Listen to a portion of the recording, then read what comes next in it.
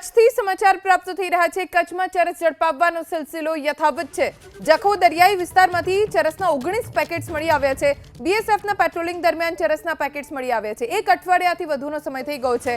સતત અહીંયા search operation ચાલુ છે અને જેટલું સઘન સર્ચ ઓપરેશન થઈ રહ્યું છે એટલા વધુ ચરસના પેકેટ્સ ઝડપાઈ રહ્યા છે। જો કે આ ચરસના પેકેટ્સ ક્યાંથી આવે છે, કોણ લઈને આવી રહ્યું છે, દરિયામાંથી દરિયા કિનારા સુધી કેવી રીતે પહોંચ્યા છે તેની કોઈ સ્પષ્ટ જાણકારી પ્રાપ્ત નથી થઈ। અમારા સંવાદદાતા હર્ષદ ઠાકુર પાસેથી જાણકારી પ્રાપ્ત કરીએ। હર્ષદ, ફરી એક વખત ચરસના 19 પેકેટ્સ મળી આવ્યા છે, ક્યાંથી મળ્યા છે, શું વિગતો? ધોની કચ્છમાં ચરસના પેકેટ જે છેલ્લા એક અઠવાડિયાથી બિનવારસુ મળી રહ્યા છે। ખાસ વાત કરીએ પશ્ચિમ કચ્છના અબડાસા વિસ્તારના જખૌ બંધ દરગાહ પાસેથી આ ચરસના પેકેટ જે છે તે મળી આવી રહ્યા છે।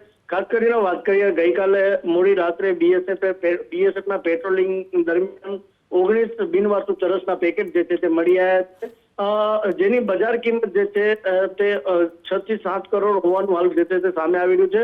પરંતુ જે રીતે બિનવારસુ પેકેટ એક અઠવાડિયાથી મળી રહ્યા છે, તમામ એજન્સીઓ જે છે તે સતર્ક થઈ જાય અને પેટ્રોલિંગ જે છે તે વધારી દીધી છે। હર્ષદ, આભાર જાણકારી આપવા માટે। તો હાલ સમગ્ર વિસ્તારમાં સર્ચ ઓપરેશન કરવામાં આવી રહ્યું છે। છેલ્લા એક અઠવાડિયાથી બિનવારસી હાલતમાં આવી રીતે ચરસના પેકેટ્સ ઝડપાઈ રહ્યા છે।